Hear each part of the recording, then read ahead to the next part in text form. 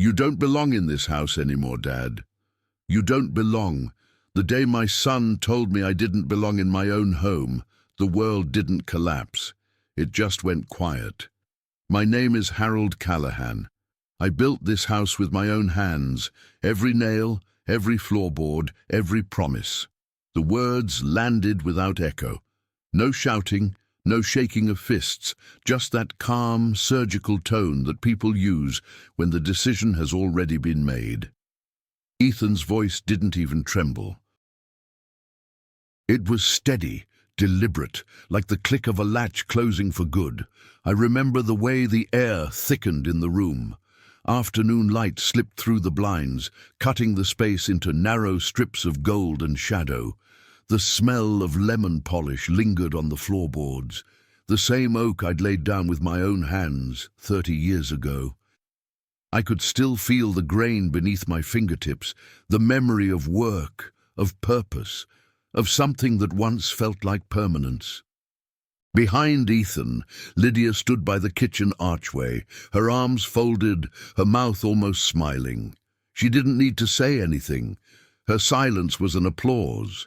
Everything about her posture told me this had been rehearsed, discussed in whispers over coffee and spreadsheets, behind closed doors I had helped pay for. I wanted to ask him when it started, when the distance between us became this wide, but I didn't. I just looked at him. My son, the boy who once clung to my arm on a rainy baseball afternoon, now standing like a man protecting his territory. You don't belong. The phrase kept circling in my head like a loose screw. My chest tightened, not from anger, but from something colder. Disbelief, the kind that moves slowly, like a frost creeping under a door. I notice the details because it's what I do when I can't speak. The ticking of the old refrigerator, the faint hum of the ceiling fan, the small crack in the corner of the window pane I'd promised to fix. Everything in that house carried my fingerprint, and yet, in that moment, I realized that fingerprints fade, just like promises do. Ethan didn't look away. He thought silence was surrender. Maybe it used to be. But at 76, silence had become my only weapon left. So I stood there, hands still, jaw locked, eyes tracing the lines of his face. He had Ruth's eyes, my late wife's eyes. That was the hardest part, seeing her kindness buried somewhere deep behind that calm cruelty. Lydia cleared her throat, breaking the stillness. It's better this way, Harold. For everyone. For everyone. The phrase felt like ash in my mouth. Everyone but me, I supposed. I nodded once, not in agreement, but because I couldn't trust my voice to stay whole. The man who once commanded a ship's crew, who faced storms in the Atlantic, now couldn't manage a single word in his own living room. He waited for me to protest, to beg. That's the part they never say out loud, the expectation of defeat. But I didn't give him that. Instead, I reached for the back of the chair, felt the wood's cool surface, and steadied myself. My silence stretched until it filled the room, heavy and unyielding. If he wanted me gone, he'd have to live with the echo of his own sentence. That was the moment I understood something I should have known long ago. Love can turn bureaucratic. It starts with good intentions and ends with signatures. I walked past him toward the window. Outside, the sycamore tree stood just as it always had, roots deep in the Tennessee soil. Seasons had peeled its bark, but never its strength. I wondered if that was what survival looked like, not loud, not heroic, just stubbornly standing where you were told you no longer belonged. For a second, I thought of Ruth, how she used to hum while wiping the counters, how she would have looked at me now. Maybe she'd tell me to leave with my head high. Maybe she'd just hold my hand and say nothing at all. That thought steadied me. So I said nothing. I picked up my cap from the side table, turned toward the door, and let the silence finish the conversation for me. No man belongs to a house that forgets his hands built it. Have you ever been told you no longer belong in a place you gave your life to? I held the pullover like it was a small, obedient heartbeat. The leather strap was tired, cracked near the holes I'd used for decades, still carrying the faint smell of oil and varnish from the shop. On the back, the letters HC winked in the afternoon light. My father's initials and mine. Same blood, same stubbornness, same mistake of trusting the men we loved to stay who they said they were. Tick. The sound was sharper now, like a voice lodged just behind my left ear. It didn't comfort me the way it once did. It measured me. It measured what was left. I pressed the watch to my palm and closed my fist until the bones protested. Somewhere down the street a lawnmower coughed to life and then fell silent. The house breathed around me, the slow hum of the GE refrigerator, the soft complaint of the floor as it settled with the weather, the fan blades working their lazy circle. The same elements that had stitched my days into something that felt like a life. But today they sounded like witnesses or jurors. I thought of Ethan at 9, in that wide red cap at Holston Park, shoes 2 sizes too big, because I couldn't afford new ones mid-season. He kept tripping over himself and laughing anyway. Every hit, he looked over to the fence where I stood with Ruth, asking with his eyes if we'd seen it, if he'd done something worth clapping for. He didn't need words then, just my hand against the chain link, my nod. Trust grew in those little moments, invisible and sturdy like the joinery you never see once the cabinet is built. A good seam disappears. Tick. I used to tell him time was a friend when you respected it. Measure twice, cut once. Let the saw do the work. Don't fight the grain. I taught him the patience of straight lines, of level foundations. Then, somewhere between boyhood and mortgages, time turned into a ledge he could push old things off of. Make room, make room, make room. I became one more object to declutter. I set the watch on the windowsill, and it looked small against the light, the way memories do when held too close to the present. I could hear Ruth's laugh in the kitchen, the way she'd laugh not at me, but near me, as if her joy chose the exact spot where my shoulders ended as its home. 10 years without her, and the house still knew her steps. Even the stairs creaked differently under her weight. Memory plays tricks, but it doesn't lie about what mattered. I ran a thumb over the letters again. HC, my father Henry, gave me that watch when I left for the Navy. Son, he said, a man doesn't own time, he keeps it. Carefully. He had calluses that never softened, even after the shop closed. He died with his boots by the door, as if he'd just stepped out to count the boards for a porch and would be back any minute.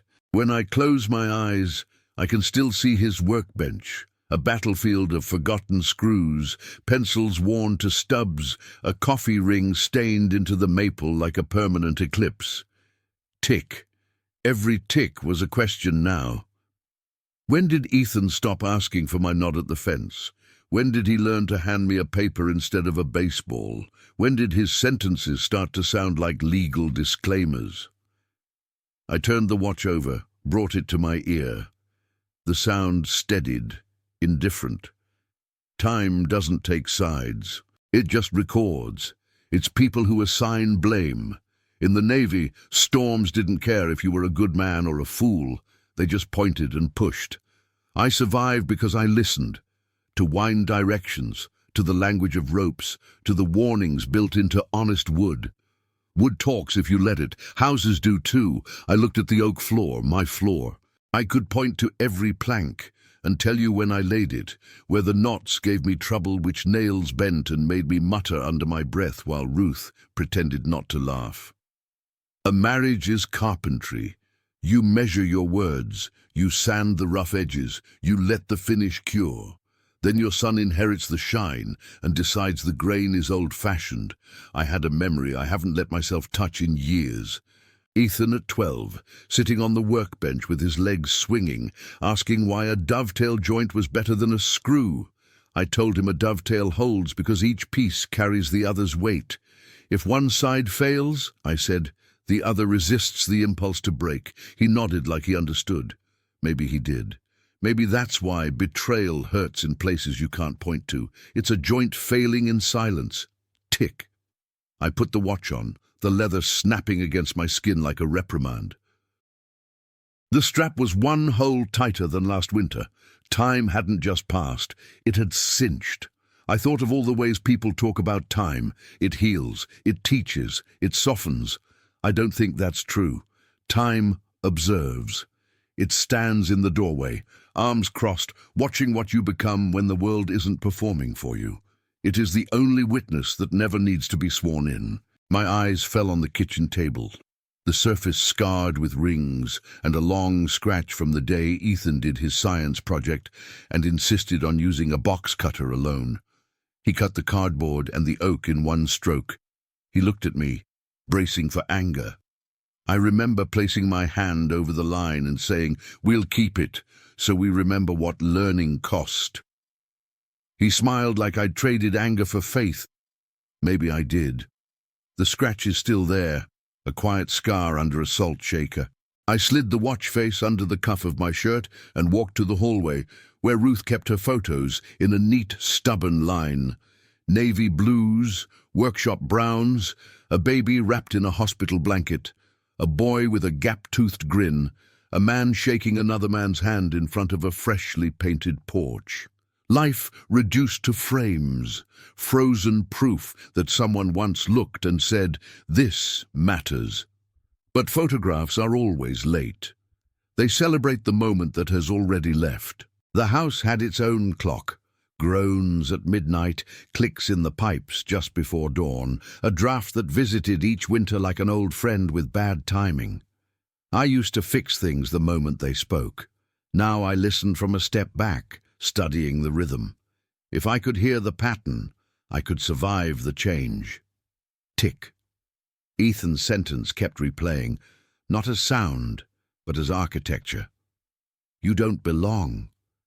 Where do you place those words in a house? In the doorway, to stop you. In the kitchen, to sour the taste of bread. In the bedroom, to make the ceiling feel lower. I tried sticking the words in the yard where the wind could erode them, but they kept coming back inside, tracking dirt. I thought of Holston Park again. The bleachers sticky with July, the smell of cut grass, the umpire's voice carrying that strange authority even fathers obey. Ruth handed me a paper cup of lemonade and said, "He needs to see your face when he fails." I asked why. She said, "Because that's when love does the heavy lifting." I gave him a look that said, "You're safe even when you're wrong."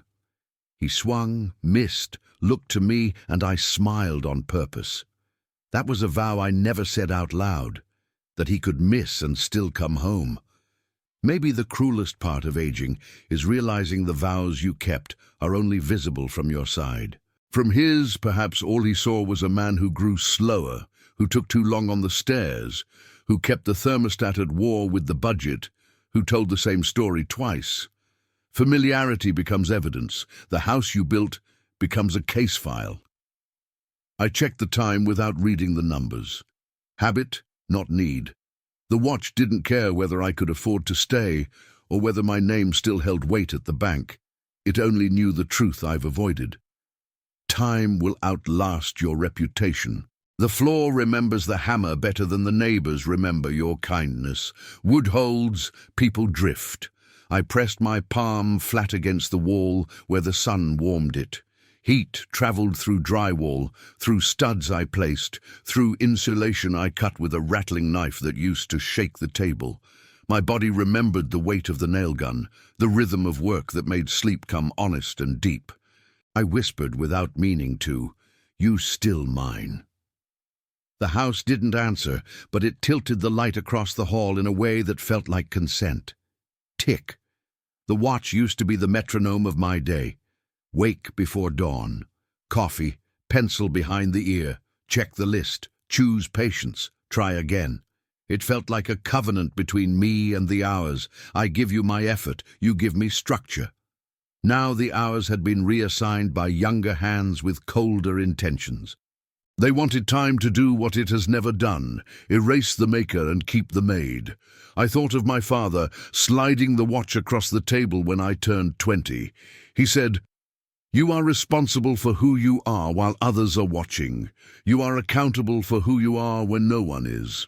I didn't understand the difference until I stood in my own living room being told I was a guest. The public self takes a bow. The private self stays to sweep the stage. Today, I picked up the broom. I adjusted the strap one more time. It bit my skin. Good. Pain is a map. It tells you where you are. It keeps you from getting lost in fog that looks like mercy. The watch ticked on, patient, relentless. I let it. If time was going to keep watching, then so would I. I would watch how words turned into documents, how polite voices turned into signatures, how my son learned to speak like a stranger. I would watch until the pattern revealed itself, the way a craftsman waits for the grain to show what it wants to be. Time doesn't fix a thing, I decided. It shows you whether you were fixed to something real. I tightened the strap, squared my shoulders, and listened. The house spoke in small sounds. The watch answered in small seconds. I stood between them, a man suspended, neither healed nor broken, just measured. The folder was yellow. Not bright, more like the color of something that had waited too long under fluorescent light. It sat in the center of the dining table, placed carefully as if it were an offering. The logo read, "Sterling Law Firm." Lydia had set out coffee for 3. The smell was too sweet, the kind that tries to disguise tension. Ethan's shirt was tucked too neatly. His hands kept adjusting the papers even when they were already straight. "It's just a safety transfer, Harold," Lydia said, her voice dipping into that polite register she used with store clerks and bank tellers. "Nothing changes." Nothing changes. That's what people say when everything is about to. I sat down, letting the chair groan under my weight. My knee popped, and the sound seemed louder than it should have been. I looked at the papers.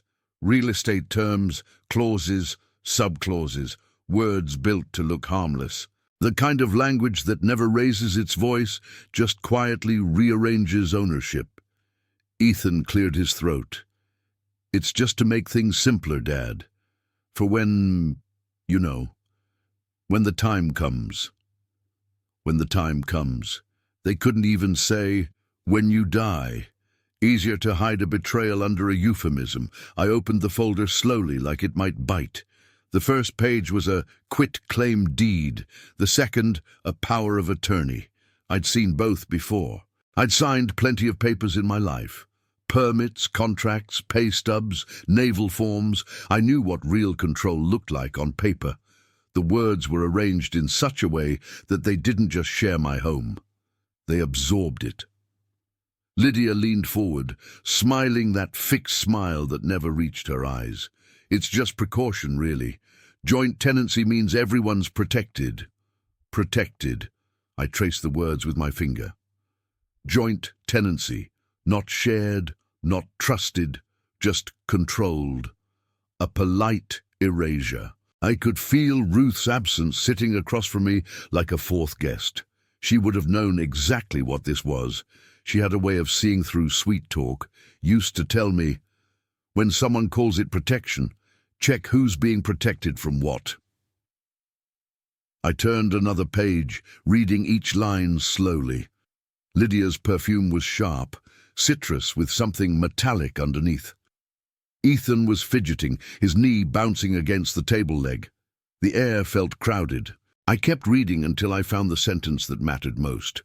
Full power of attorney granted to Ethan and Lydia Callahan. I didn't look up right away. I just let the words settle, like dust after a demolition.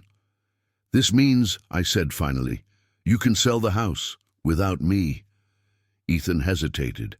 "Technically, yes, but that's not what we're doing. It's just to make things easier. Bank stuff, bills." I interrupted. "Easier for who?" Lydia spoke quickly. "For everyone, Harold. You shouldn't have to worry about paperwork anymore." I looked at my hands, scarred, steady, older than I remembered. These hands had built the table we were sitting at, the one now serving as their battlefield. Every groove in the wood knew a story.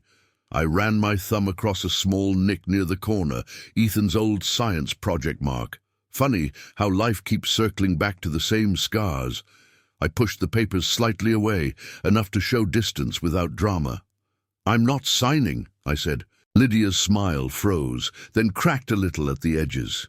Ethan exhaled through his nose, trying to keep calm. "Dad, this isn't about taking anything from you." "Then why does it feel like it is?" I asked quietly. No one spoke.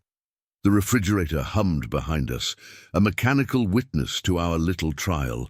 Lydia finally reached for her cup, pretending to sip. Her lipstick left a neat print on the porcelain, bright, deliberate, like a warning mark. Ethan tried again. "You're overthinking it." "We just want to be prepared. You always told me to plan ahead." "I did," I said, "but I never said planning ahead meant taking what isn't yours yet." The silence that followed wasn't peaceful. It was thick, heavy enough to make the air vibrate. Lydia's fingers tightened around her cup. Ethan leaned back, eyes unfocused. For a moment he looked like the boy who used to glance at me from the batter's box, waiting for approval. But the man he'd become had learned new signals, ones that didn't need love, only signatures. I closed the folder. The snap of cardboard echoed louder than it should have. Lydia flinched slightly. "I appreciate your concern," I said evenly. "But concern doesn't require a lawyer." Her jaw set. "You're being difficult." "I've been called worse," I replied. Ethan tried to laugh, but it came out flat. "Dad, don't make this harder than it needs to be." I looked at him, really looked. His tie was too tight, his eyes ringed with exhaustion. Maybe part of him believed this was right. Maybe Lydia had framed it as responsibility, not greed. But the truth was plain to me. They were already dividing what I hadn't finished living. I stood slowly, the chair scraping the floor. "I built this house with no contract," I said, my voice steady. "Just trust." Maybe that was my mistake. Lydia gathered the papers like a dealer scooping up cards. "We'll talk about it later," she said, but her tone carried finality. I turned to Ethan. "You don't need my signature to keep sleeping here, but you'll need to look me in the eye every morning knowing you asked for it." He looked down. Lydia didn't. She watched me like a chess player assessing a losing move. I saw it then, the calculation behind her calm. She hadn't expected resistance. She thought age would make me compliant, not patient. I walked to the kitchen window, the same view Ruth used to love. The walnut tree in the yard, branches bare, holding the last of autumn like a secret. I could see my reflection in the glass, lined and tired, but not broken, not yet. Behind me, the folder clicked shut. I heard footsteps retreating, the sound of agreement between two people who thought they'd already won. But wars don't always start with noise. Sometimes they begin with a man choosing to stay silent a little longer, long enough to listen, long enough to plan. I didn't sign. That was the first victory. The quiet that followed didn't feel like defeat. It felt like the moment before a match strikes, and I was still holding the flame. The next morning the air carried that stillness Tennessee mornings have before the sun decides whether it wants to burn or bless. Lydia was already in the kitchen, back turned, humming something off-key. The smell of Folgers drifted through the house, the sound of clinking cups, deliberate, too cheerful, that kind of politeness that warns you more than it comforts. I sat down across from her without a word. The steam from my cup fogged my glasses, blurring her shape into something half human, half intention. She smiled, tight, courteous. "Morning, Harold. Sleep well?" "Well enough," I said, setting my watch on the table beside the cup. The tick filled the silence like a metronome measuring a lie. Ethan came in a few minutes later, already dressed for work. His shirt still smelled faintly of starch, his eyes darting between us. He took his mug, pretended to read something on his phone. I watched him for a moment, then said almost casually, "I checked the lien yesterday. Still valid." The words landed like a dropped wrench. Heavy, unmistakable. Ethan froze mid-sip. Lydia's humming stopped mid-breath. She turned slowly, the spoon clinking against the cup rim. "You what?" she asked. "I checked the lien," I repeated, steady. "Still under my name." Ethan lowered his phone. "Dad, what are you talking about?" "The lien on the property," I said, as if explaining the weather. "Filed it in '09 when I refinanced for the roof repairs. Never closed it. I guess paperwork isn't always your strong suit." Lydia's eyes narrowed, her smile now gone. "That's unnecessary, Harold. The house is paid off." "I know," I said, "but the lien's still there. And as long as it is, no title transfer can go through, not without my consent." Silence. A deep, clean silence, the kind that makes truth sound louder. Ethan tried to speak, failed, then just nodded like he'd forgotten how sentences worked. I sipped my coffee. Bank manager confirmed it. "Mr. Hale, remember him? Used to play poker with your Uncle Ray before he gave up drinking. Still keeps a good ledger." Lydia straightened her back. "You went to the bank?" "Walked there," I said. "Nice morning for it." Ethan rubbed the back of his neck. "Dad, you don't have to—" "I know what I have to do," I interrupted softly. "You just reminded me." He looked at me then, really looked. I saw the flicker of recognition, of the man who taught him to plane wood until it was smooth as water. The same man he'd tried to outmaneuver with signatures. There was a kind of respect in his silence, twisted with shame. He didn't know how to balance the two. Lydia recovered first. "We were just trying to protect you," she said, each word clipped. "You shouldn't be dealing with legal complications at your age." "At my age," I repeated, the phrase bitter in my mouth. "That's the new way to say unnecessary, isn't it?" Her lips parted, but I kept talking. "You think a man loses his right to his own home because the candles on his cake start to crowd the frosting?" Ethan muttered something, but Lydia cut him off with a glance. She wanted control of the room. She didn't realize control only works when someone else believes in it. "I'm not your enemy, Harold," she said. "Then stop acting like one," I replied. That ended breakfast. By noon, they'd both left.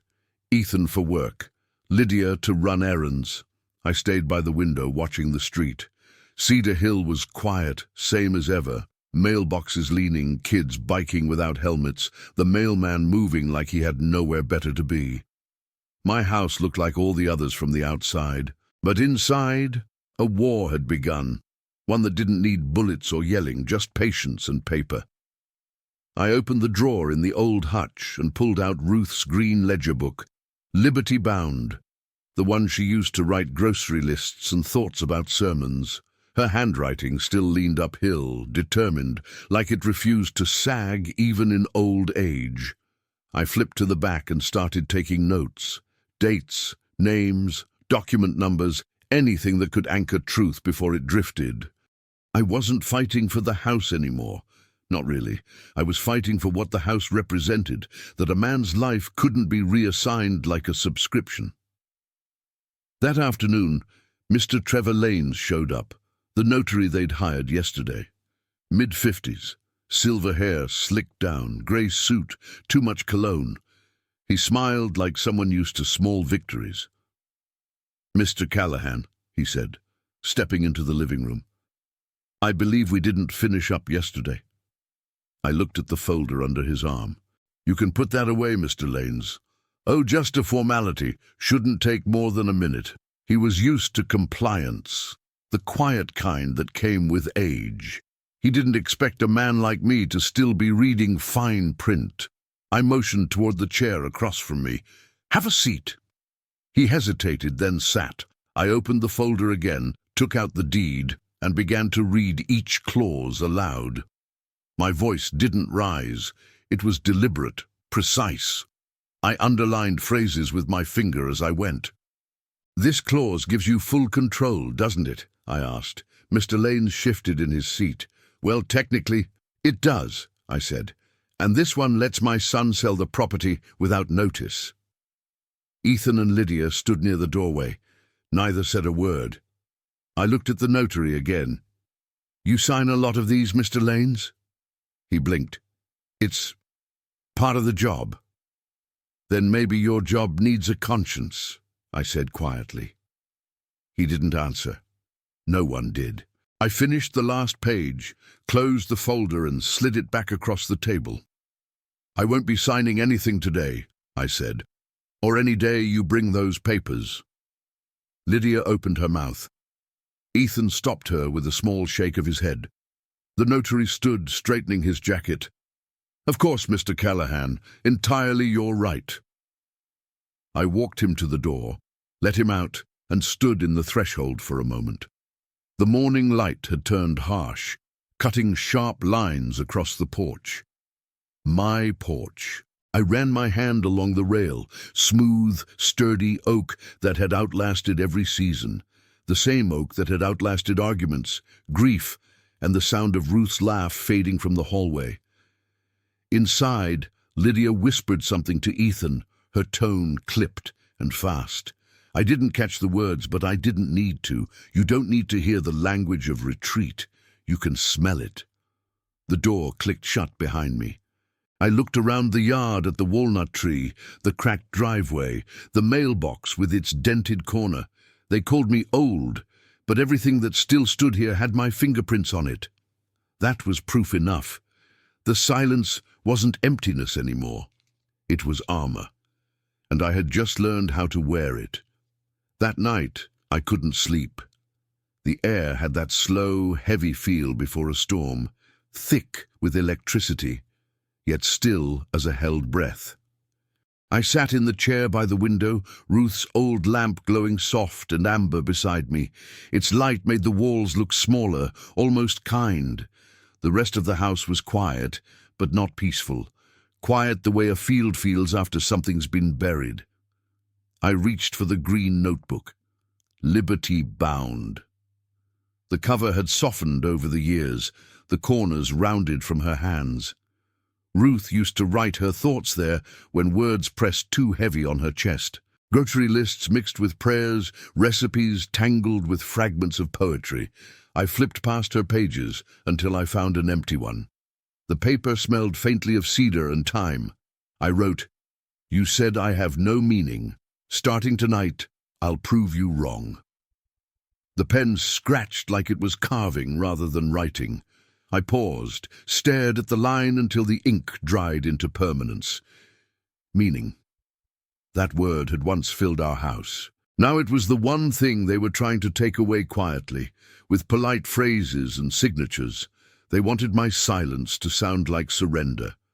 But silence can be a workshop too. Ruth's words echoed in my head.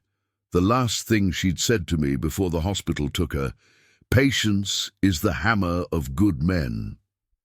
Back then, I didn't understand. I thought patience was waiting. Now I know it's something harder. It's building in the dark, piece by invisible piece, until the light has no choice but to notice. I turned the page and began to list what I still controlled. 1. The lien. 2. The title documents. 3. My name. 4. My will. 5. My memory. People forget that memory has legal weight too. Truth carried long enough becomes evidence. I opened the small lockbox under the desk, the one Ethan didn't know about. Inside were copies of every major document. Mortgage releases, tax receipts, even Ruth's will. I slipped in the notes I'd made earlier, then sealed the box again. My hands shook slightly, but not from weakness, from precision. Old age doesn't steal accuracy. It just makes you take longer to aim. On the wall hung our wedding photo, the frame slightly crooked. Ruth was laughing in it, her head tilted back, eyes full of mischief. I used to tease her that she never learned how to pose. She'd always answer, "I'm not a statue, Harold. I'm movement." Now she was gone, and all the movement was mine to finish. The house creaked, shifting in its foundation like an old ship testing its ropes. I remembered the sound of waves against the hull when I was 20, out in the Atlantic with nothing but black water and orders. The sea didn't care who you were, it just asked if you were steady. That same question floated through the air tonight. "Are you steady, Harold?" I gripped the armrest and whispered, "Yes." The lamp flickered once, then held. I took it as a sign. Ruth used to say the world speaks through small malfunctions, a burnt-out bulb, a blown fuse, a loose nail. If you listen right, even silence gives instructions. I pulled the deed copies from the envelope and studied them. The fonts, the signatures, the stamps. Each mark was an intention. They thought they could hide theft under formality, but every clause was a doorway, and I knew which ones led out. I drafted a note to myself: "Contact Thomas, Louisville. Ask about property lock and counterfiling." My brother and I hadn't spoken much since Ruth died. Grief has a way of shrinking communication into nods at funerals and missed calls. But Thomas was still sharp, still the man who once carried a briefcase heavier than our father's toolbox. If anyone could help, it was him. Outside, the walnut tree swayed in the dark. Its branches brushed the window softly, like an old friend checking in. I used to joke with Ruth that the tree was listening. She'd say, "Good, someone has to keep us honest." I whispered now, "You're still listening, aren't you?" The leaves shivered, or maybe that was just wind. I wrote one more line in the notebook. "They think patience means waiting. They don't know it also means planning." My mind replayed Ethan's voice, measured, adult, distant. "You don't belong in this house anymore, Dad." I imagined saying it back to him one day, not as vengeance but as a lesson. Let him feel how heavy those words are when they echo in an empty room. Let him see that belonging isn't granted by family votes. It's earned by time, by work, by love, given when no one else is watching. I looked around the room. Everything spoke of Ruth. The lamp, the curtains, the faint scent of lavender on the pillowcase I could never bring myself to wash. Her absence wasn't a hole. It was a presence that changed shape every night. I could feel her approval in the stillness. Or maybe it was just courage, disguised as memory. I opened the drawer again, took out a small envelope marked "Insurance." Inside was the lien confirmation stamped by the county office years ago. I folded it, placed it beside the notebook, and wrote in the margin, "Keep this safe, proof of roots." When the clock hit midnight, I closed the lamp, leaving only moonlight to guide the room. I stood by the window, hand resting on the sill. The glass was cold, but outside, the yard glowed faintly silver. I could see the outline of the porch rail I'd built the year Ethan was born. The grain still visible even in shadow. You can't erase the craftsman from his work. That's the curse and the blessing of wood. It remembers the hands that shaped it. I said quietly, "You said I have no meaning." The words didn't sound bitter, just factual. "Starting tonight, I'll prove you wrong." The house didn't answer, but the floor beneath me gave a small, firm creak. I smiled at that. Maybe that was all the agreement I needed. Before turning in, I placed the notebook, the lien copies, and the envelope inside Ruth's old sewing chest. Locked it. Slid the key into the drawer under my socks. Not secrecy, just order, a craftsman's habit. As I climbed into bed, I felt a strange calm. The kind that doesn't ask for sleep, just stillness. My body ached, my heart less so. Somewhere deep inside, something small and unlit had caught a spark. A seed doesn't announce itself when it breaks open in the dark, but that's when the work begins. Morning came grey and undecided, the kind of Tennessee morning that can't tell if it wants to rain or clear. I woke before the alarm, before the first car passed down Cedar Hill, before the birds started their thin songs. For the first time in weeks, I felt present. No anger, just direction. Lydia was already in the kitchen when I came down. She moved around the counter like an actress rehearsing a role. Coffee pot, 2 mugs, toast. Every sound was too clean. She looked up when she heard me. "Morning, Harold," she said, bright but strained. "Want your usual?" "Sure," I answered, sitting slowly, my knees cracking like dry wood. The smell of Folgers filled the air again, burnt, bitter, honest. It grounded me. Ethan wasn't downstairs yet. Maybe that was intentional. Lydia poured the coffee, careful not to spill, then sat across from me. The silence stretched. She couldn't stand silence. "Did you sleep?" she asked. "Well enough," I said. "Had a good night's work." She frowned. "Work?" "Writing," I said. "Just notes." She tried to smile, but it faltered. Her hand trembled slightly as she buttered her toast. "You shouldn't stress yourself with paperwork, Harold. That's why Ethan—" I interrupted softly. I checked the lien. Still valid. Her knife stopped mid-motion. For a moment I thought she might drop it. She blinked, then forced a laugh. "The lien? You mean the one from years ago?" "That's the one," I said. "Still filed under my name. Bank confirmed it yesterday." The kitchen seemed to inhale all at once.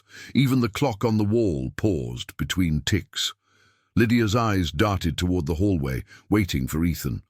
When he finally appeared, tie crooked, face unshaven, she didn't have to say a word. He could read the situation. "Dad," he began carefully, "what's this about?" "Nothing complicated," I said. "Just a little due diligence. You should appreciate that." He rubbed the back of his neck, glancing at Lydia. "You went to the bank?" "First Knoxville," I said. "Talk to Mr. Hale. He's still there." Ethan's jaw tightened. Why would you do that without telling you?" I cut in. "I suppose that's how independence works." Lydia stood now, leaning against the counter, her voice sharp. "This isn't necessary. You're making things harder than they need to be." "Hard work never bothered me," I said. "What bothers me is dishonesty, dressed as care." She didn't reply. She didn't need to. Her eyes did the speaking. Anger, fear, calculation. The silence that followed wasn't peaceful. It was tactical. Ethan sighed. "Dad, no one's trying to trick you. Then you won't mind if I keep my name where it belongs." He exhaled, shoulders slumping. "You're not being reasonable." "Reasonable," I repeated. "That's the word people use when you stop doing what they expect." Lydia looked ready to explode, but Ethan stopped her with a touch on her arm. He was learning. He'd always been quick, just never in the right direction. I stood, took my mug, and walked to the sink. The morning light caught in the glass, pale and uncertain. "I'll be at the bank later," I said. "Need to update some records." Ethan's voice rose slightly. "What records?" I turned, met his eyes. "Mine." That ended breakfast. At the bank, Mr. Hale greeted me with the same slow smile he'd had for 20 years. Round glasses, grey suit, eyes too kind for finance. "Harold Callahan," he said. "Haven't seen you in a while." "Still keeping the lights on, Douglas?" I asked. "Barely," he said with a chuckle, motioning me to his office. "What brings you in?" I handed him the file folder, my copy of the lien, my tax receipts, my ID. "Just confirming ownership. And I'd like to update the record, officially attach the lien as active." He adjusted his glasses, reading the paper carefully. "Still in your name, all right. You want to reinforce the lien. That'll keep it locked until you personally release it." "That's the idea." He looked up. "You in trouble, Harold?" "Not yet," I said, smiling faintly. "Just tightening bolts." He nodded slowly, the kind of man who understands more than he says. You want me to file the renewal today? Yes, I said. And send a certified copy to my brother, Thomas Callahan, Louisville. Mr. Hale wrote down the address. Still the lawyer? Still sharper than both of us, I said. He'll know what to do. We finished the paperwork. He slid the documents across the desk, stamped and sealed. The sound of the stamp hitting paper felt like a hammer finding home. Before I left, Douglas leaned forward. You sure you're all right, Harold? You look like a man in a fight. I am, I said. I just stopped pretending it's not one. He smiled sadly. Well, you've always built things that last. Let's hope that includes you. Back home, Lydia pretended everything was normal. She was pruning flowers in the front yard, gloves too clean to have done any real work. When I passed, she said, Going somewhere? Already been, I said, stepping inside. The house felt different now. Not lighter, but aligned. Like the walls themselves had adjusted to the truth. I went to the living room, opened the notebook and added a line, lien confirmed, filed under seal, bank copy issued. The act of writing steadied me. Each word a nail, each line a board. The foundation was set. That evening, I heard them talking on the porch. Lydia's voice was sharp, cutting through the air like glass. You said he wouldn't fight this hard. I didn't think he would, Ethan said quietly. He's making us look bad. Maybe we are, he answered, almost too soft to hear.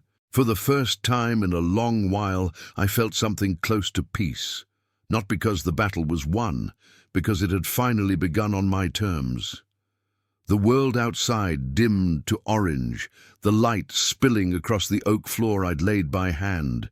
Each board glowed, familiar and faithful. The same floor that had heard laughter, arguments, Ruth's footsteps, and now the first signs of rebellion. I touched the wall beside me and whispered, You still hold, don't you? The wall creaked gently, as if answering yes. Let them play their games, I thought. The house and I, we've survived storms before.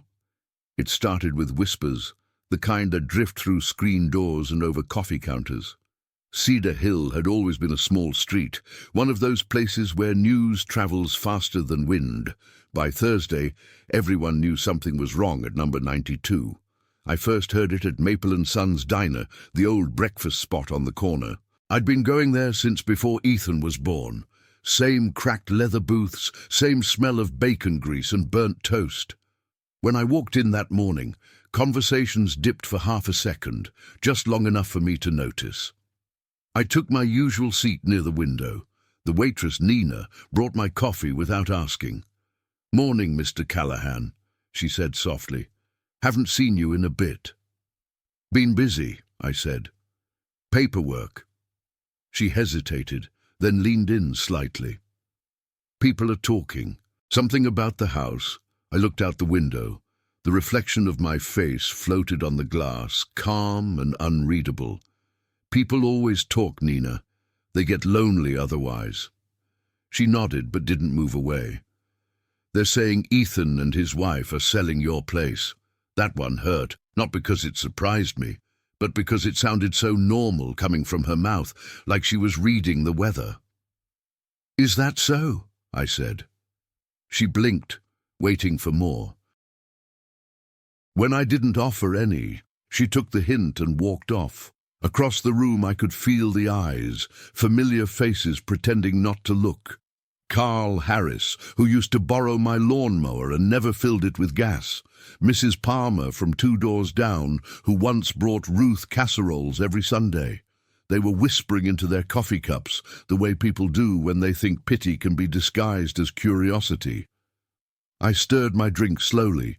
If reputation is a kind of currency, mine had just dropped in value. Before I left, Carl stopped me near the register. Harold, he said, voice half whisper, heard some things about your son. Hope it's not true. I smiled, but it didn't reach my eyes. Depends which part you heard. That he's selling the place, maybe moving you out. Folks say you signed something. I looked him straight on. People should stop believing in signatures they haven't seen. He flushed, mumbling something about just asking, then backed away. I left a few bills on the counter and stepped into the bright morning. The sun felt heavy, like it was pressing judgment instead of light. By afternoon, the story had mutated. At the market, Mrs. Leary stopped me near the frozen aisle, hand resting on her cart. "I can't believe Ethan would do that," she said. "You built that porch with your own hands." Her voice had sympathy, but also that subtle thrill people get when gossip feels righteous. "Porches outlive people," I said. "Always have." That night, I sat on that same porch, watching the neighborhood move through its routines. Kids tossing footballs, sprinklers hissing, porch lights flicking on one by one. The world didn't care about who was right or wrong, it only cared about rhythm. But I knew those rhythms were shifting now. A man doesn't have to speak to change a story. Sometimes he just has to be seen not breaking. A few days later, Nina from the diner came by with a pie, said it was extra. She lingered a little too long by the steps. "I don't know what's going on, Mr. Callahan," she said, "but folks are starting to wonder if Ethan's in trouble." "Everyone's in trouble," I said. "They just name it differently." She smiled sadly and handed me the pie. "You take care of yourself." After she left, I sat on the steps with the pie beside me, untouched. Across the street, the Harris kids were drawing on the pavement with chalk. I could hear one of them say, "That's the man whose son tried to take his house." The other replied, "Mom said he's smart. He didn't let him." It was strange, the sound of small truth coming from small mouths. Somehow it felt cleaner than all the adult whispers. By the weekend, Lydia had noticed the shift. She came into the living room, voice sharp. "You've been talking to people." I didn't look up from my book. "People talk to me. You're spreading rumors." "I don't need to," I said quietly. "Truth walks faster." Her lips tightened. "Ethan's embarrassed. Do you know how this makes us look?" I looked up then, met her eyes. "Like what you are." She turned on her heel and left the room. I heard the door slam upstairs. For the first time since Ruth died, I smiled to myself, not out of spite, but out of clarity. Lies can't breathe where light gathers. All I had to do was sit still long enough. The next morning, Ethan avoided me. He left early, muttered something about errands, didn't make eye contact. Lydia followed him out 15 minutes later. The silence they left behind was almost kind. I poured myself a cup of coffee and went to the porch again. Two of the neighbors waved. One shouted, "Hang in there, Harold!" I nodded, "Always do." The porch boards creaked under my boots, the same sound they made when Ruth used to water her plants every morning. I liked that sound. It reminded me that even old things can hold steady under weight. By sunset, the neighborhood's judgment had turned. Not loudly, quietly, like a tide pulling in a new current. The whispers were no longer about pity. They were about respect. He's still there. He didn't sign. He's not done. I let them talk. Every story needs a witness, and sometimes the witnesses need a hero who doesn't swing fists, just survives with dignity. I leaned back in my chair, the wood warm beneath me, and thought about how fast reputation changes hands, faster than property even. I'd lost the trust of my son, but gained the quiet defense of a street. Cedar Hill didn't belong to me, but it remembered who built what. And in the end, that's how wars are won. Not with words, with the right kind of silence.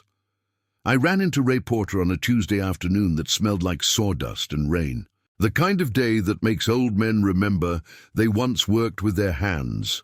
The rusty lantern bar hadn't changed in decades.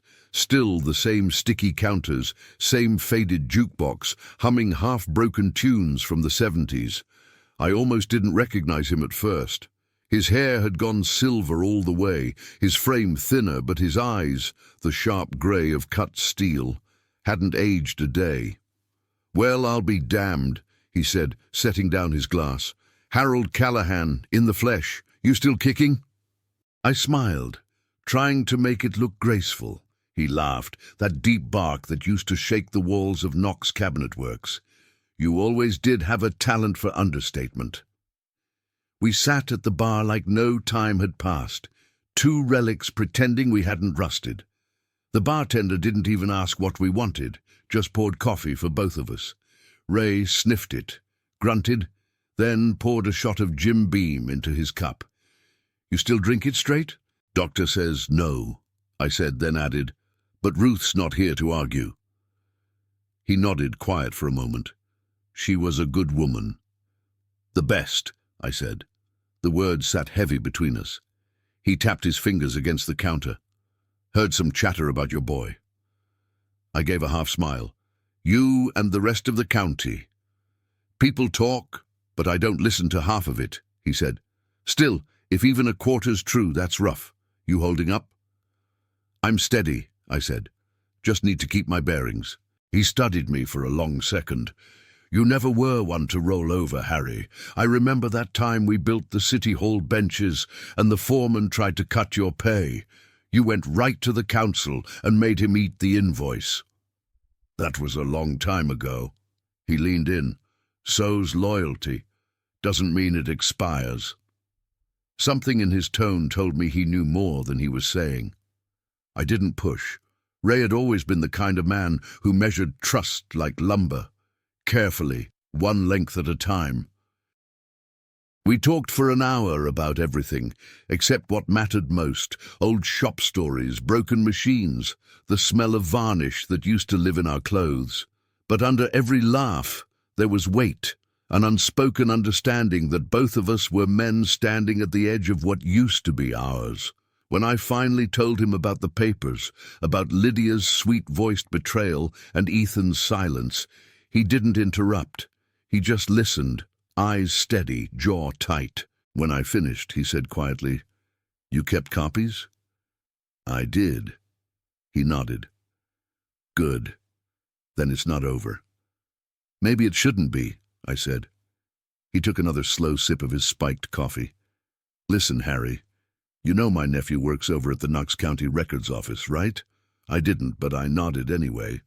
"Well," Ray continued, "he owes me a favor or two.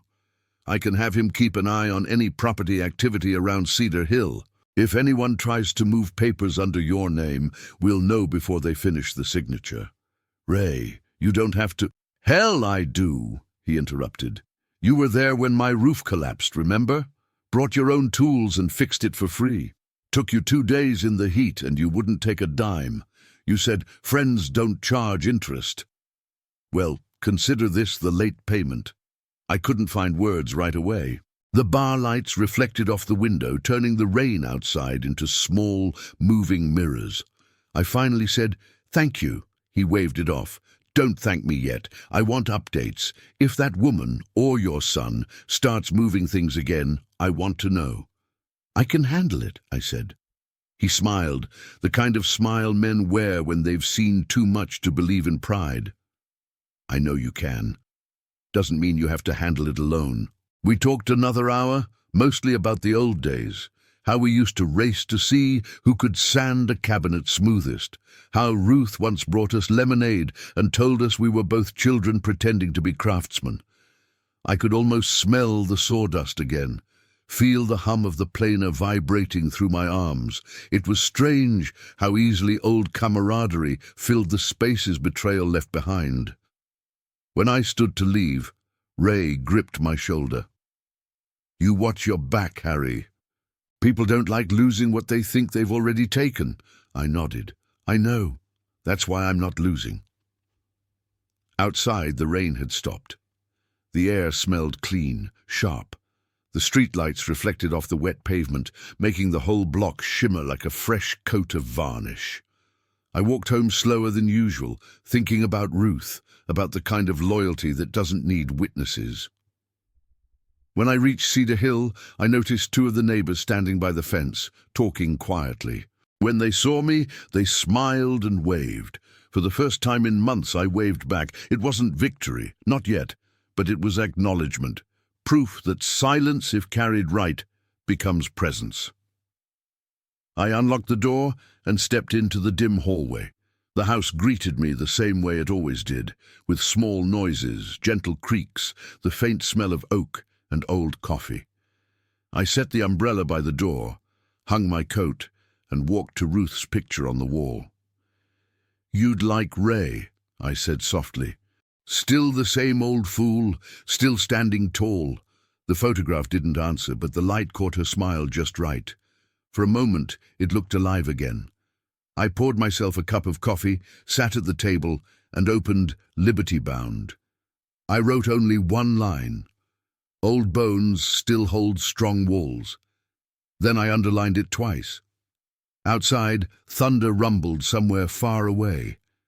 It sounded like a promise, and for the first time since Ethan's words, "You don't belong in this house anymore, Dad," I felt something shift inside me. Not forgiveness, not yet, but a kind of strength that only comes when you stop asking permission to exist. Ray was right.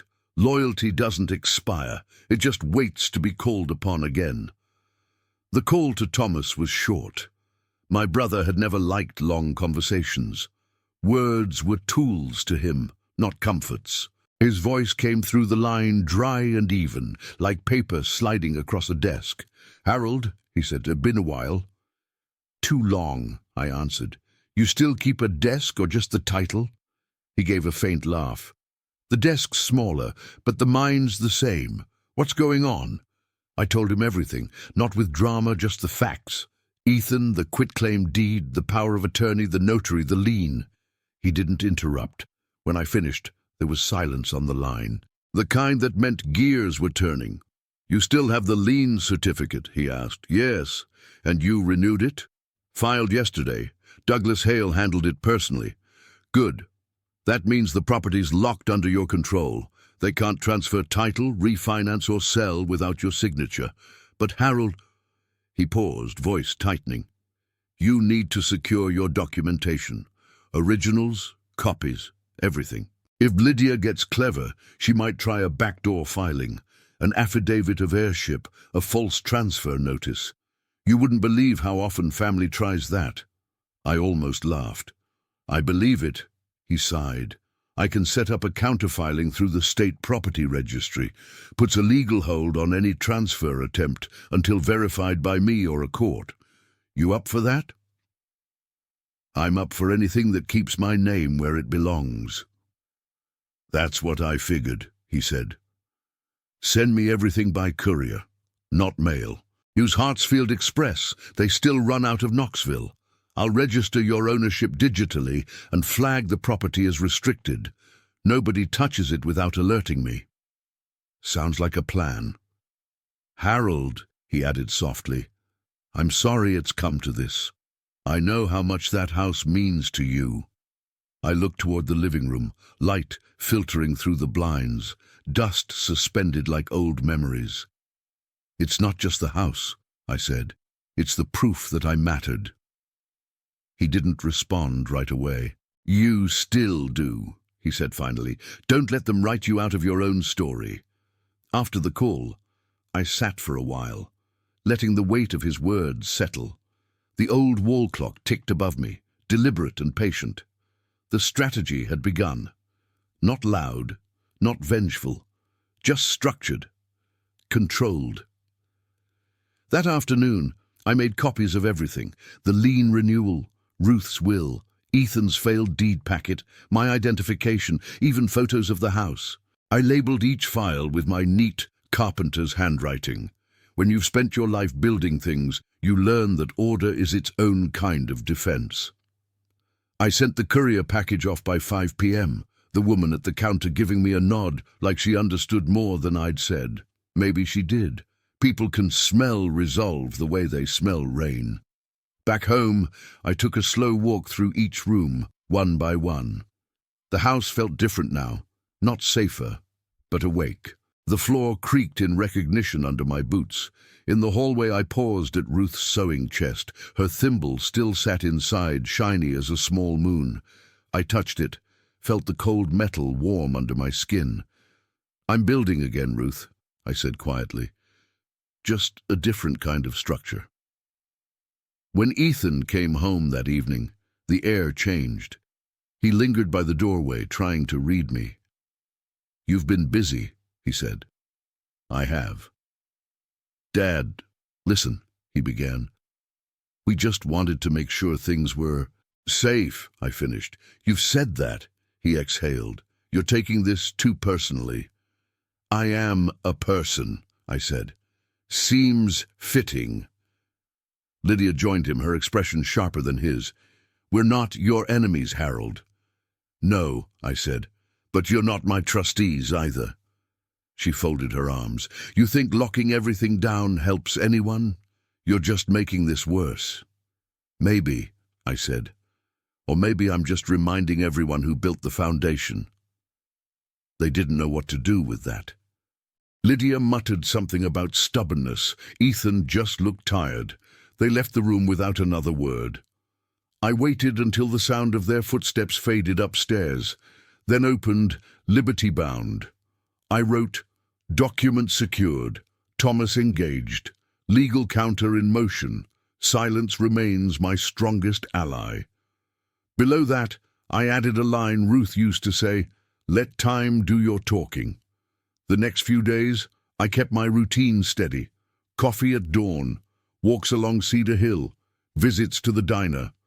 Each move calculated, visible, ordinary. Let them think I'd gone back to routine, let them lower their guard. At the diner, Nina asked if things had improved. "You look lighter," she said. "Maybe I just stopped carrying their version of me," I replied. She smiled, not understanding, but kind enough not to ask. Later that week, Ray dropped by with a grin and a manila envelope. "News from the courthouse," he said. "Had my nephew check. No filings, no motions. The field's clear." "Appreciate that," I said, taking the envelope. He nodded. "You're playing this right, Harry. Quiet moves win loud wars." "Always did," I said. After he left, I sat on the porch with a cup of coffee, watching the evening fade into blue. Across the street, Carl Harris waved as he watered his lawn. "Heard the bank's backing you up," he said. "Good to know right wins sometimes." I raised my cup. "Sometimes it just has better paperwork." He laughed. The sound carried easy on the wind. Inside, I could hear Lydia pacing upstairs, phone in hand, her voice sharp and urgent. Ethan's voice lower, apologetic. I couldn't make out the words, but I didn't need to. The tone told the story. Panic, meeting consequence. The war had turned. Not with shouting, but with stamps, signatures, and the kind of patience Ruth once called a hammer. Every man fights with what he knows. I built things, so I built a wall of law around my name. That night, I stood in the hallway, hand resting on the wall I'd painted the day Ethan was born. My handwriting was still faintly visible under the paint, HC+RC, 1987. Ruth had scolded me for writing on the wall back then, but I'd said, some marks aren't meant to fade. 38 years later, I was right. I turned off the lights, leaving only the glow from the porch lamp. The house breathed quietly, like an old companion settling for sleep. I whispered to it the way I used to whisper to Ruth. "Let them play their part," I said. "We'll play ours." And somewhere deep inside, the walls seemed to agree. The house had begun to talk back, not with words, but with the kind of language only time and familiarity create. A soft creak by the stairs, the steady sigh of the pipes at dawn, the faint rhythm of the clock that had ticked through every meal Ruth ever cooked. Each sound was a syllable in a language I understood better than my own name. Cedar Hill, number 92, my anchor, my proof of existence. That morning I walked through it slowly, touching walls the way a blind man traces memory. The floorboards under my feet groaned like old friends stretching their bones. Dust motes hung in the light, slicing through the blinds. The smell of oak polish still lingered, faint but loyal. I could almost believe Ruth had been there minutes before, humming under her breath while wiping the counter. I paused by the mantel where her photo stood, her smile caught mid-laughter, eyes shining like she'd just thought of something mischievous. I spoke to her softly, like she was still somewhere in the room. "You'd be proud of me, love. I'm finally standing tall again." The house settled in response, the kind of small movement that felt like approval. It's strange how wood remembers affection. It bends differently for hands that loved it. In the afternoons now, neighbors passed slower when they walked their dogs. Some stopped to wave. Nina from the diner brought more pie, claiming it was extra again. Carl Harris fixed the dent in my mailbox without asking. Cedar Hill was speaking too, in its own quiet way. Where gossip once lived, respect had moved in. Inside, though, the silence had changed shape. It wasn't empty anymore. It was attentive. When I climbed the stairs, the steps no longer complained under my weight. They carried it. When I opened the front door, the hinges whispered, not screeched. The house and I had made peace with each other. We'd both survived attempts to be replaced. I spent my mornings tending to small repairs, tightened a loose banister, re-oiled the door to Ruth's old sewing room, fixed the curtain rods that had bent under too many summers of sun. I wasn't restoring a home. I was conversing with it. Each nail I tapped, each joint I sanded, was a sentence in our dialogue, a declaration. We're still here. Sometimes when the light came in just right, I could see Ruth's reflection in the glass of the hallway mirror. Not her face exactly, but her outline. Memory does that. It paints ghosts in dust and light. I didn't mind. The house needed her presence as much as I did. In the evenings, I'd sit by the window with Liberty Bound open on my lap, adding notes like prayers. Thomas filed the legal hold. Ethan hasn't tried again. Lydia's quieter now. The air feels lighter. The handwriting wasn't as steady as it used to be, but each word landed true. The notebook had become a second spine, keeping me upright when everything else tried to bend me. One night, rain rolled in heavy and patient. I left the window cracked just enough to let the smell in. Tennessee rain always carried the scent of soil and forgiveness. The water hit the porch roof like the rhythm of old hammer strikes. I leaned back, listening. The house responded, groaning softly, settling into the storm's tempo. It was alive, not just standing. I whispered, "We've weathered worse, haven't we?" A thunderclap answered. I smiled. Later, as the storm eased, I walked the rooms again, checking for leaks the way I always had. Habit is a kind of love, I suppose. In Ruth's old sewing room, the curtain billowed inward from the draught. On her desk, the framed photo of her and Ethan when he was small had fallen. I picked it up, wiped the dust away. His face, round and bright, caught mid-laugh, her hand on his shoulder, proud and certain. I stared at it for a long time. What happens to love when it forgets its own history? Does it die quietly, or does it rot from the inside until someone notices the smell? I didn't know, but the photo still radiated something honest, something untouched by whatever came later. Maybe love doesn't vanish. It just changes owners until someone worthy reclaims it. Downstairs, the grandfather clock chimed 8. The sound echoed through the hallway, warm and deep. I thought of Ethan then. Wondered if he could still hear that sound in his head, like I could. He used to fall asleep to it as a boy, counting the chimes like bedtime stories. Time was a friend to him once. Now it was a witness. I took Ruth's photo and set it next to Liberty Bound on the table. "He'll come around," I said aloud, not because I fully believed it, but because hope needs to hear itself spoken now and then. The next morning I found something strange on the porch. An envelope. No stamp, no name. Inside was a folded piece of paper, handwritten in Ethan's neat, nervous script. "Dad, I'm sorry. I don't know what happened to us. Lydia's been pushing this harder than I realized. I need some time. Please don't give up on me." The ink had bled slightly from the rain, but the words were intact. I held the letter for a long time, not trusting my eyes. Then I smiled, not because it fixed anything, but because it was a beginning. The house creaked behind me, a sound like an exhale. Maybe it understood forgiveness better than I did. Maybe walls know that holding too much anger makes foundations crack. I folded the letter carefully and placed it inside the notebook, right after Ruth's quote about patience. It felt like the right place for it. That night, I stood at the top of the stairs, looking down at the entryway, the same spot where Ethan once ran to greet me after work, where Ruth used to hang her apron after dinner. The light from the porch lamp poured across the oak floor, turning it gold. My reflection looked smaller now, older but steady. "The house still breathes," I whispered, "and so do I." For a moment I could almost hear Ruth's voice again, gentle and proud. "That's my Harold, still building even when they tried to take the hammer away." I smiled. The walls hummed softly around me.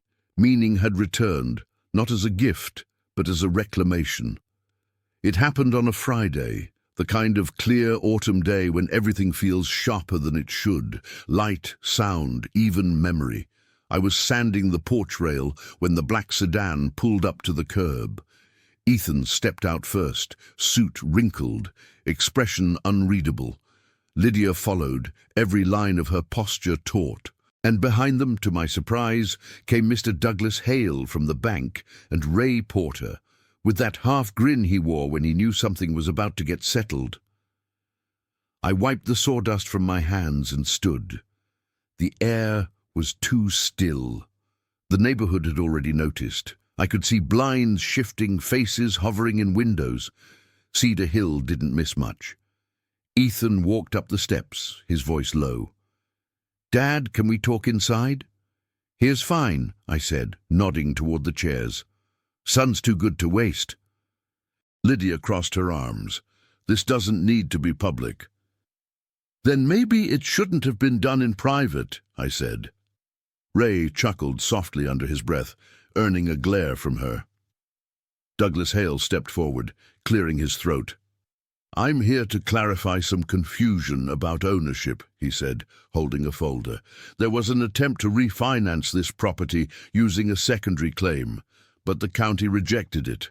The title remains under Mr. Harold Callahan, legally and fully." Lydia's face drained of color. "That's impossible," she said. She stopped herself, looking at Ethan, whose eyes were fixed on the porch boards.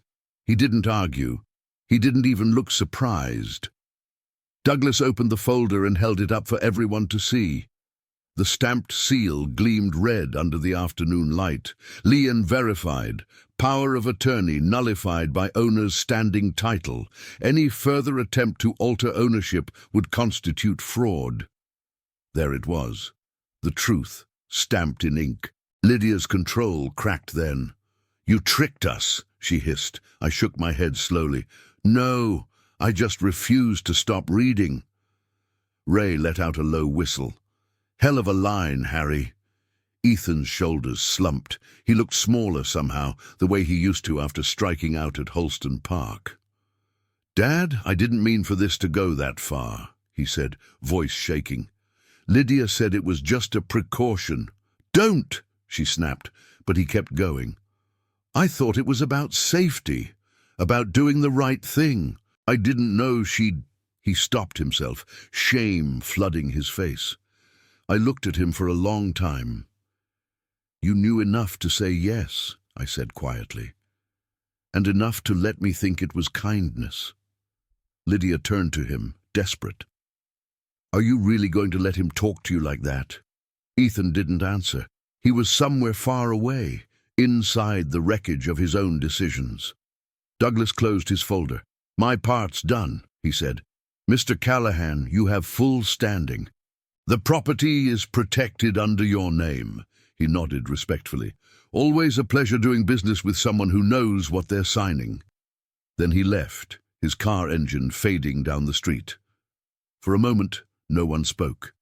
The silence spread wide, filled only by the hum of the afternoon. Then Lydia broke. "You've embarrassed us," she spat. "In front of everyone. You made us look like thieves." I met her gaze. "You didn't need my help for that." Her face twisted. "You think anyone respects you now? You're just a bitter old man who doesn't know when to let go." Ray stepped forward, his voice low but steady. "Careful, ma'am. That bitter old man could outbuild half the town with one good arm." Lydia's mouth opened, but no words came. She turned to Ethan. "Say something." He finally did. "Enough," he said softly. "Just enough." The crowd that had quietly gathered at the sidewalk pretended not to stare, but they didn't move. Nina from the diner stood near the fence, apron still on. Carl Harris had his hands in his pockets. The world had come to witness what dignity looks like when it refuses to die. I looked at Ethan. "Son," I said, "you once told me I didn't belong in this house. Maybe you were right, but I built it with the belief that one day you'd understand what it means to belong somewhere." He swallowed hard. "Dad, don't apologize yet," I said. "Just learn. Learn how heavy those words feel when they come back to you." He looked down, tears building but unshed. Lydia turned sharply, her heels clicking on the wood.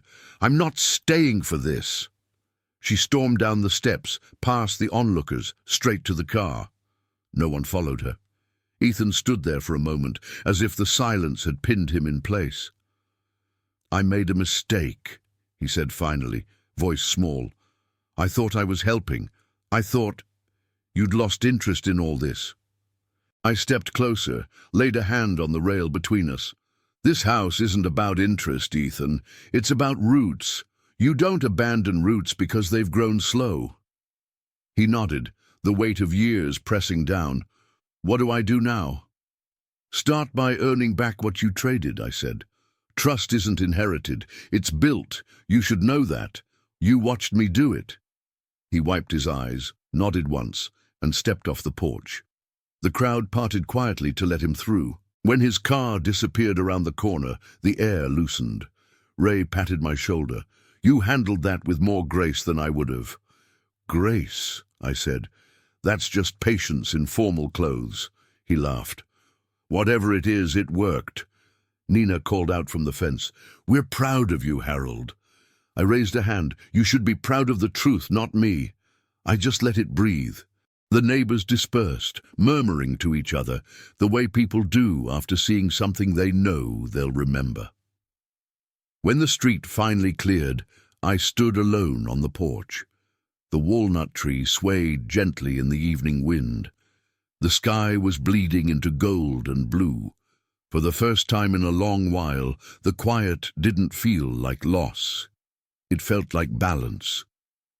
Inside, I poured a cup of coffee and sat at the table, the grain of the wood glowing beneath the fading light. Ruth's photo watched from the mantel, her smile soft, knowing.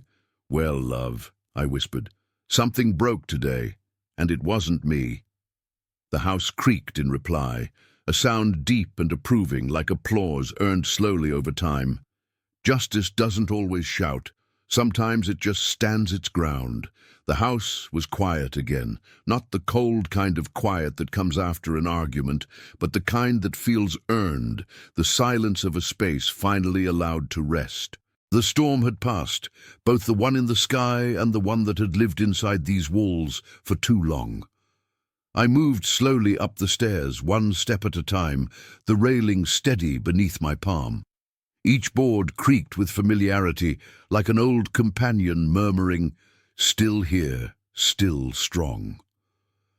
The late afternoon sun poured through the window at the landing, painting the floor in gold. Dust floated in the light, slow and graceful, unhurried as forgiveness. I was tired, but it wasn't the kind of tired that needs sleep. It was the kind that follows completion, the body understanding it's done all it needed to do. My reflection followed me up the stairs, smaller now, lined with the kind of years you don't regret having lived. In my room, Ruth's lamp still stood by the nightstand. I turned it on just to hear the soft hum of its old filament. The green notebook, liberty-bound, waited on the desk where I'd left it open to the last page. The handwriting was uneven now, the letters leaning forward as if eager to finish the thought. I sat and read the last line I'd written the night before. The house still breathes, and so do I. For a moment, I closed my eyes and listened. To the hum of the lamp, the rhythm of the clock, the faint rustle of the walnut tree outside. Even in stillness, life spoke. I thought of Ethan. His face on the porch that day, ashamed, but changed. The letter he'd left still sat folded inside the notebook. I hadn't answered yet. Some things don't need answers, only time. I'd seen something in his eyes I hadn't seen in years. The boy who once looked to me for approval, the one who hadn't yet learned how to measure worth in ownership. Maybe one day he'd come back, not as a son trying to fix what he broke, but as a man finally ready to listen. Forgiveness, I realized, isn't an act. It's a rhythm. You live it, one breath at a time. Downstairs, the floorboards carried new sounds. Neighbors talking quietly, footsteps near the gate, the ordinary pulse of a place still alive. Ray had stopped by earlier, left a note on the counter. Beer's cold. Call when you're ready to laugh again. I smiled at that. Friendship doesn't ask for ceremony. It just waits in the corner, steady as a good hammer. I turned to the window. The walnut tree moved gently in the breeze, its leaves whispering like an old sermon. I could almost hear Ruth's voice again. Patience is the hammer of good men. She was right. Patience had built more than this house. It had rebuilt me. I took a pen and began to write one final entry. Something broke today, and it wasn't me. It was the illusion that I had to disappear to be loved. It was the weight of silence that wasn't mine to carry. I've built many things in my life, chairs, floors, railings, even a home. But today I built something I never thought I could again. Peace. The ink spread slightly where my hand trembled, but I didn't mind. Imperfection was part of the truth. Outside, the last light of the day softened across the yard. I could see the spot under the walnut tree where Ruth was buried. The grass there grew thicker, greener, as if the earth itself remembered her kindness. I stood at the window and whispered, "We did it, love. We kept the meaning alive." For a while I just watched the sun sink behind the rooftops. The colors deepened into amber and rose, the sky performing its daily surrender. I thought about all the men who lose themselves trying to be needed, all the fathers mistaken for furniture once they stop producing, all the builders forgotten in the houses they made. No one tells you how lonely that invisibility can be, or how beautiful it feels when you reclaim it, quietly, without asking permission. I picked up the Bulova watch from the desk and fastened it around my wrist. The tick was softer now, but still loyal. It no longer sounded like accusation, it sounded like continuation. Time hadn't healed me, but it had recorded the proof of my endurance. I took a long breath, filling my lungs with the smell of oak and old paper. Then I walked downstairs, opened the front door, and stepped onto the porch. The air was cool, touched with the faint scent of rain. Cedar Hill lay still, gold light fading across the lawns. Nina waved from her porch. Carl raised his beer in salute. Simple gestures, but they carried the weight of something larger. Recognition. I sat in my chair, the same one Ruth used to paint every spring, and let the wood settle beneath me. The world was quiet, but not empty. Maybe Ethan would come by next week. Maybe he wouldn't. Either way, the foundation held. As twilight deepened, I whispered into the open air, "Meaning lives here again." And for the first time in a long, long while, I didn't feel like I was waiting for anything to begin. I was already living it. No man belongs to a house that forgets his hands built it, but a house can learn to remember. If this story found you, maybe it's because you've been told you no longer belong somewhere you helped build. If so, stand tall, even in silence. The world is still listening.